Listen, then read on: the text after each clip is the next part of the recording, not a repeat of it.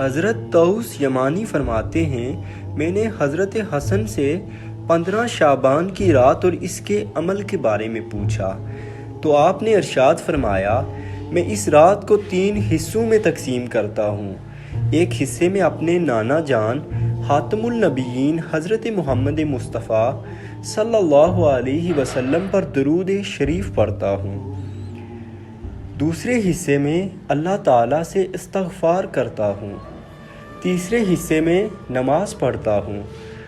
میں نے عرض کیا، جو شخص یہ عمل کرے اس کے لیے ثواب کیا ہے؟